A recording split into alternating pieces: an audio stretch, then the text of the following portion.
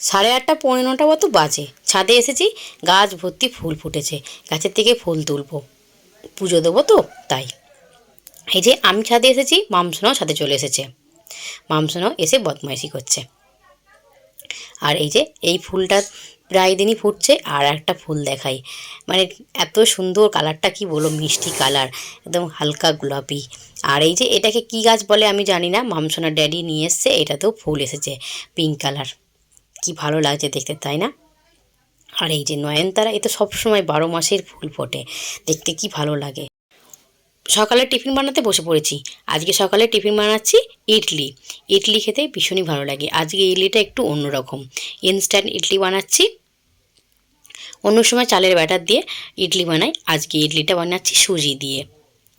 আর এতটা সফট হয়েছে কি বলবো।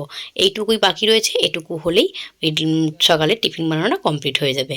চলো এটাও করে নিই, পরে কথা হচ্ছে। এরকম প্লেটে করে সাজিয়ে টিফিন খেতে কার না ভালো লাগে।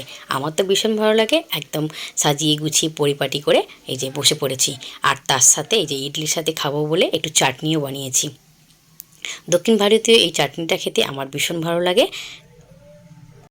টিফিন খেয়ে আর 1 মিনিটও দেরি করিনি। এদিকে ভাত বসিয়ে দিয়েছিলাম, ভাতটাও ফুটে উঠেছে, এটাকে এবার নামিয়ে নেব।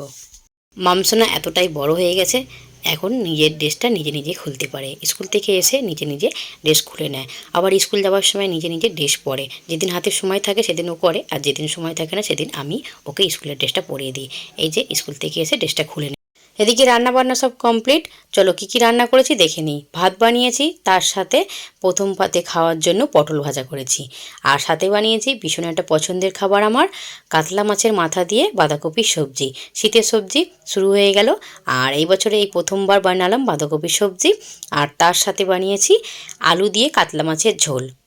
মাছের ঝোলটা দেখে মামসোনা তো ভীষণই খুশি। ও এমনিতেই মাছ খেতে ভীষণ ভালোবাসে। বড় মাছের চেয়ে যদি ছোট মাছ হয় আরোই তো ভীষণ খুশি হয়, কিন্তু ছোট মাছ সেরকম অতটা পাওয়া যায় না। খাওয়া দাওয়ার পরে ছাদে চলে এসেছি। মামসোনার ড্যাডি কদিন ধরেই বলছিল যে ছাদে গেলে গাছের থেকে লেবুটা পেড়ে নিয়ে এসিও। লেবুটা অনেক দিন ধরেই হয়ে আছে, আর এটা একটু পেকেও গেছে, হলুদ মতো হয়ে গেছে। তো মাম্মামের ড্যাডি বলছিল গাছ থেকে লেবুটা পেড়ে নেওয়ার কথা, এটাকে আজকে পেড়ে নেব। এখন সন্ধ্যাবেলা আমি এই যে দোকানে বসেছি। আর সন্ধ্যাবেলা দোকানে বসার কারণটা হচ্ছে মামার বাবুকে টিউশনে ছাড়তে হবে। টিউশনে আমিই ছাড়ি, কিন্তু দোকানের ডিম শেষ হয়ে গেছে, একটাও ডিম নেই। দোকানে খদ্দের এসে ফিরে যাবে তো, তাই জন্যে মামামের ড্যাডি ওদের দুজনকে টিউশন ছেড়ে ডিম নিয়ে আসবে। একই রাস্তায় পড়ে, ওদেরকে আগে ছাড়বে, তারপর ডিম নেবে, তারপর বাড়ি আসবে। আর ততক্ষণ পর্যন্ত দোকানের ডিউটিটা আমিই সামলাই। আর একটাও খদ্দের নেই, বসেই আছি। চলো বন্ধুরা, দোকান সামলাতে সামলাতে আজকে বিদায় নিচ্ছি। সকলেই ভালো থেকো, সুস্থ থেকো, সাবধানে থেকো।